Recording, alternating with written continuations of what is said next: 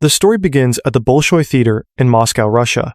We witness a ceremony where a loyal member of the Russian Mafia is rewarded for his service. He receives a pearl-handled pistol from the ruthless new leader, a man known as the Prince. He's the new head of the Mafia, taking over after his father's death. Один раз в жизни мой отец меня ударил, когда я играл с этим пистолетом. And he's forcing his financial oligarchs to sign over their accounts to him. The first oligarch has just signed over his significant accounts as part of this power consolidation. But beneath the veneer of tradition lies a sinister truth. This ceremony is not an honor. It's a prelude to a brutal execution. Now, let's go back to when the prince hands him the gun. He says something important. He says as a kid, the only time he ever got in trouble with his father was for touching this very gun. This is a subtle but clear hint that anyone who touches the gun either dies or gets into serious trouble. The pistol was never a reward. It was a death sentence, delivered with chilling formality. Moments later, the oligarch with his family is driving home. His wife is happily on the phone, talking to their 2 young daughters at home. After a few minutes, they are forced to stop. A truck has had an accident in the middle of the road, and a police officer stands nearby. But the entire scene is a deadly facade. The truck was intentionally parked there, and the officer isn't a real police officer. He's a dangerous Russian assassin working for the prince. As he gets close to their car, he pulls out a gun, and the entire family is murdered in cold blood.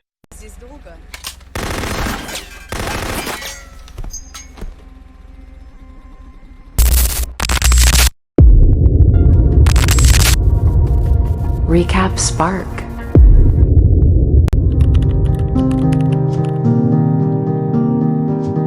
This is Perry, a professor at the University of London. He's on a romantic vacation in Morocco with his wife Gail, who's a lawyer. One evening at dinner, Gail receives a business call and leaves Perry alone at the table.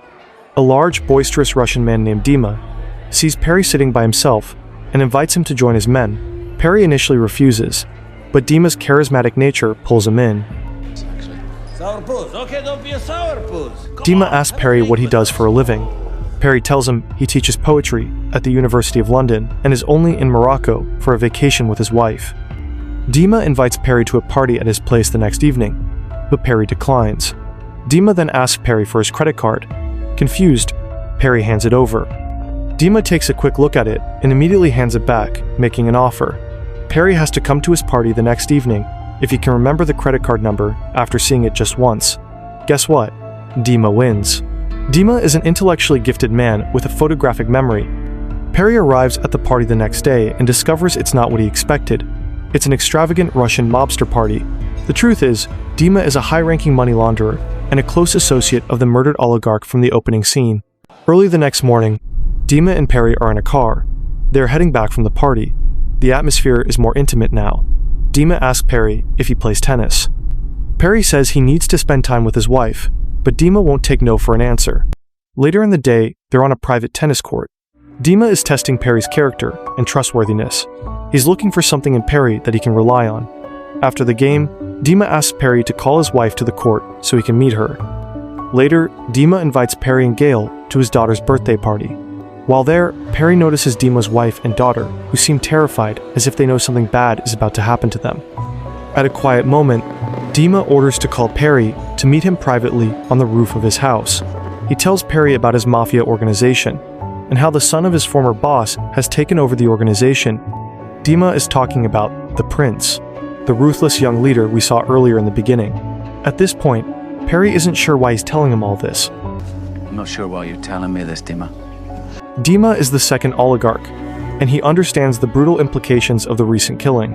He'll soon hand over his accounts to the prince, and he knows that his family will likely face the same fate just like the first oligarch. He then asks Perry if he likes the 2 little girls he has been seeing around. Perry says they are adorable, and Dima reveals they are the daughters of the first oligarch who was brutally murdered by the prince. Dima hands Perry a small USB flash drive and explains his situation. He reveals that his life and the lives of his family are in grave danger. He needs Perry, a disconnected outsider, to deliver the drive to British intelligence, specifically MI6. Go back to London. Give this to your MI6. At the airport, you tell them you have a gift from the #1 money launderer from the Russian Mafia. The drive contains a list of corrupt British officials and businessmen who are secretly backing the prince's new bank in London. In exchange for the information, Dima is asking for asylum for his entire family. Overwhelmed, Perry takes the drive. He, however, reluctantly has become a crucial part of a deadly game of international espionage. Later, Perry and Gale leave Morocco and arrive at the London airport. At the security check, Perry asks Gale to go on ahead, telling her he has a passport issue and he'll catch up later. This is a cover-up, as Perry has not yet told his wife about the drive. He informs the security staff about the drive and asks if he can deliver it to MI6. Perry thought he could simply hand it over to the airport security and leave. He has no idea how serious the whole situation is yet. He is shocked when he's held at the airport until an MI6 agent arrives. This is where we are introduced to Hector, a determined MI6 agent who operates outside the official system because he suspects a high-ranking official is part of the conspiracy. Hector holds Perry in a room with another agent. Perry insists he doesn't want his wife involved, but Hector brings her in anyway. Hector questions Perry, who explains that he took the drive because Dima's family will be killed if he doesn't help. Hector asks him to sign some documents and provide his details, saying they will be in touch after they have accessed the content on the drive. Perry and Gale finally leave the airport. When they arrive home, Gale is furious. And why not? I thought I could keep you out of it. Everything has consequences, Perry. But as they argue, a man in a car outside spies on them. They are being watched by MI6 agents. A few days later, Hector and his supervisor arrive at the Emirates Stadium in London on a match day. They aren't there to watch the game. They are there to monitor a high-level meeting. The prince has come to London to finalize plans for his new bank and to meet with his most important British collaborators in a VIP hospitality suite inside the stadium. The MI6 has an agent posing as a waiter with a hidden camera to capture the faces of the key players. The surveillance confirms Hector's worst suspicions. He and his boss, Billy, watch as the prince meets with Aubrey Longrig, a high-ranking British politician and a former colleague of Hector's. This confirms that Longrig is the primary British orchestrator of the money laundering scheme. Billy dismisses it, saying a person can't be prosecuted for coming to a football game. After the meeting, Hector knows he can't trust his superiors, as they are likely compromised. The official chain of command would simply bury the evidence to protect the powerful people involved. Because of this, he decides to go rogue. He realizes the only way to save Dima and expose the conspiracy is to act independently.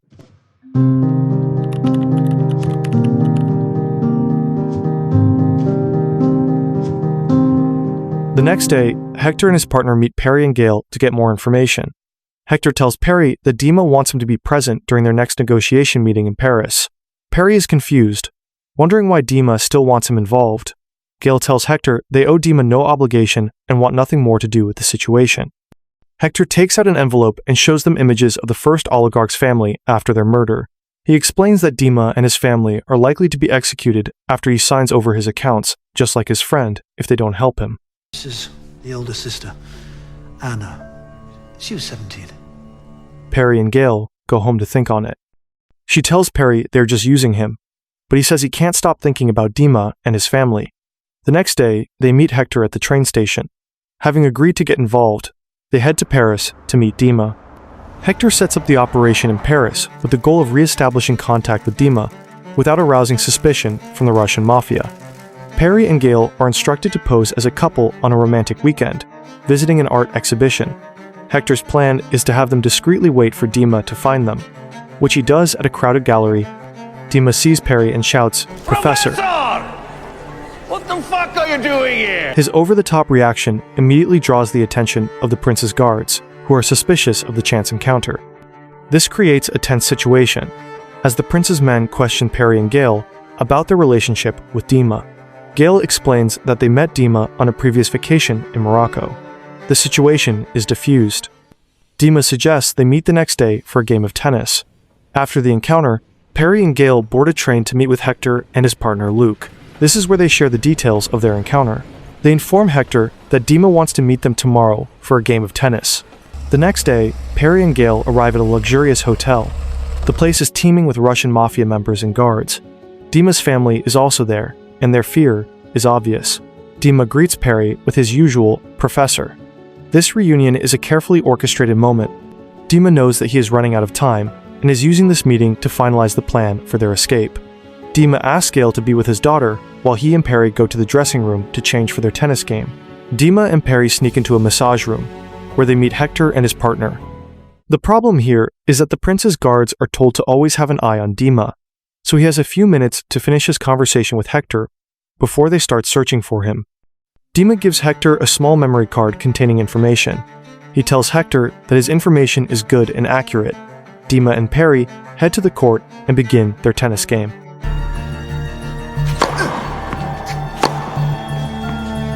Hector and his partner are still hiding inside the hotel, trying to read the information on the memory card. They don't have enough time. Back at the court, Perry tries to act normal, but the tension is too much. He struggles to play the game.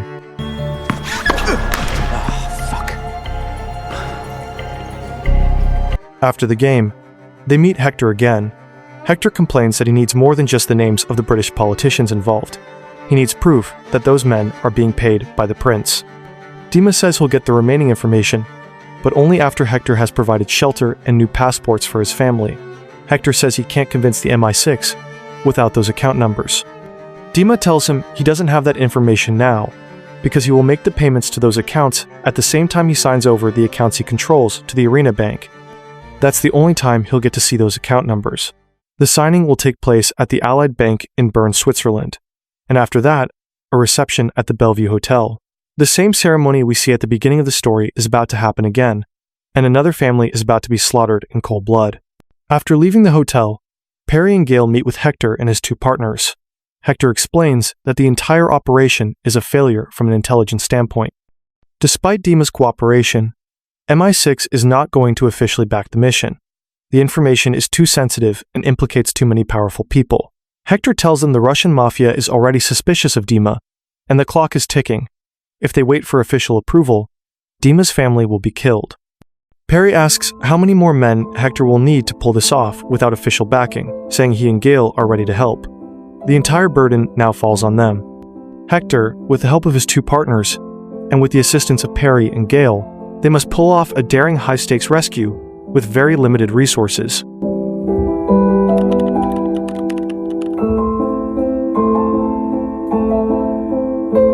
The next day, they all set off to Bern, Switzerland, where the ceremony will take place. Dima and his family get ready to leave. You think you got problems with arithmetic? I've got more fucking Hector and his men also prepare for the operation. Dima leaves the house and arrives at the Allied Bank, where the official signing will take place.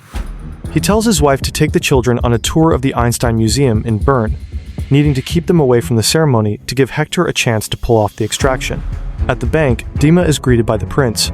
He sits down and two documents are placed before him. Signs twice for each numbered account. Here and here. The documents contain the account numbers of the corrupt British politicians. The exact information Hector is looking for. Dima scans through the list. Perry and another agent, Luke, arrive at the bank. The other agents and Gale follow Dima's family to the museum. The prince's guards are everywhere, keeping a close eye on Dima's family. Hector is still at his hotel, and his men are all stationary at their positions. Hector calls them and tells them not to make any move until they get a signal from him. Dima signs the first document and moves on to the second. The entire room is quiet, with all eyes on Dima. The two documents are officially signed, and all the funds have been transferred to the Arena Bank. Now the game is on, just like we saw in the first ceremony at the opening. A box is placed in front of Dima. A pearl-handled pistol, the same one that was given to the first oligarch, is placed in front of Dima. The prince begins his rehearsed speech, the same one he gave to the first oligarch in the opening scene, about his childhood and how the only time he ever got into trouble with his father was for touching that very gun. But before he even starts, Dima cuts him off. The only time my father ever hit me I was remember when he- that story. And tells him he remembers that story because he was there. Dima takes the gun and leaves the room. Hector, who has been waiting at his hotel, sees Dima and the Mafia exiting the bank, heading to the Bellevue. Hector immediately signals his men to move. He tells Luke to go into the Bellevue and make sure Dima sees him in the lobby to assure him they are on the move. He tells Perry to wait for them in the car and tells Gale to head to the museum where Dima's family is. The prince guards are everywhere in the museum, keeping a close eye on Dima's family. They need to find a way to extract them from the museum without getting noticed by the guards. Luke is inside the Bellevue Hotel. Dima and the prince arrive, and the reception begins. To the future of the Arena Bank. Things are starting to get intense. The clock is ticking. Dima is getting nervous. They need to get his family into a safe place as soon as possible. Back at the museum, Gale moves closer to the family. One of the agents tampers with the museum's power plant. The lights at the museum go out for a moment, and when they come back on, the kids are gone.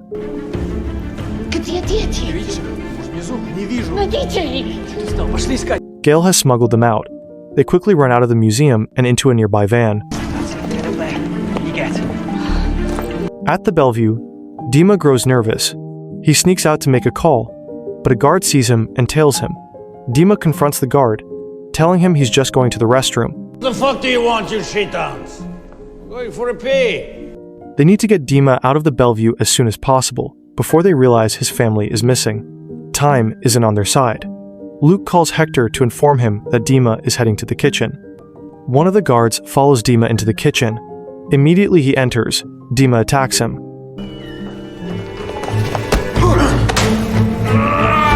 He needs to get rid of this guard before he can leave the place unnoticed.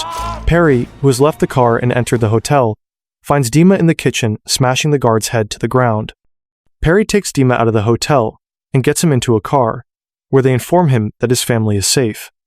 They all meet at an airport, ready to fly out of the country. Hello, boys! We're going to London! But before they can, Hector receives a call. The plane he chartered isn't coming. Longrig has convinced the Home Office to deny Dima and his family entry. Dima is furious, saying he will only provide the account numbers when his family is safely in London. I'll need those account numbers. Fuck you! It'll help me make a case. You get my family to London! I'll give you those numbers! Hector tells them he needs to go back to London and try to convince his superiors. Hector tells Agent Luke to take the family to a safe house in the French Alps. Back in London, Hector is desperately trying to convince his MI6 superiors to provide shelter for Dima and his family.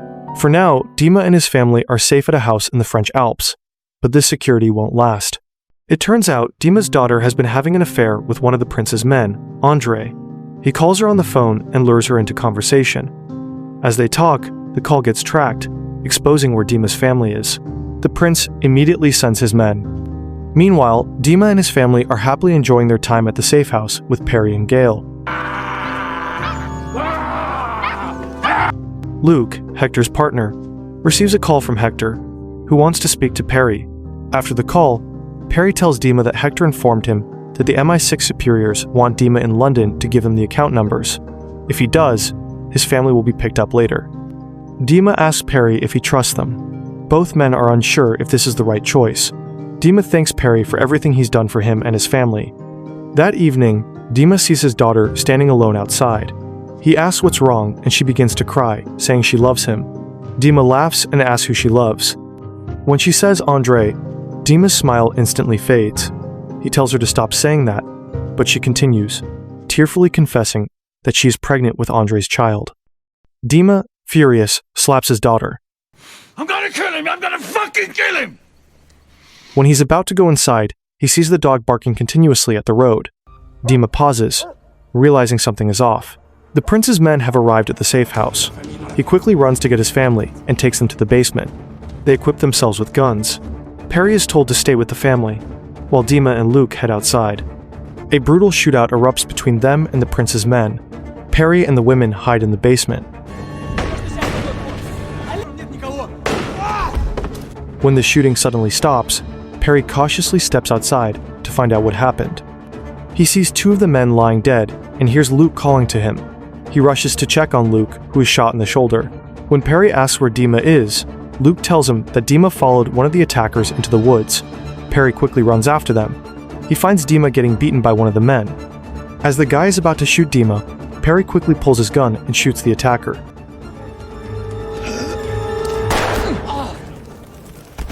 They have successfully eliminated all the men the prince sent to the safe house. Early the next morning, Dima is to be taken to London via helicopter. His family is being transferred to a different location, and they will follow him to London after he has successfully handed over the account numbers to MI6. Dima says farewell to his family and gets ready to leave. Perry is set to go with him. The helicopter finally arrives, but as they walk toward it, Dima pauses. He senses something is wrong and tells Perry not to follow him. He wants to go to London alone and asks Perry to go back and look after his family. Perry is confused. He stands outside as Dima gets into the helicopter alone. He watches as the helicopter takes off. He calls Gail on the phone and informs her that Dima didn't want him to come along. As they talk, a tragic event occurs. Just a few minutes after the helicopter leaves the ground, it begins to spin uncontrollably. It turns out a bomb had been planted in the helicopter. After a few seconds, it explodes.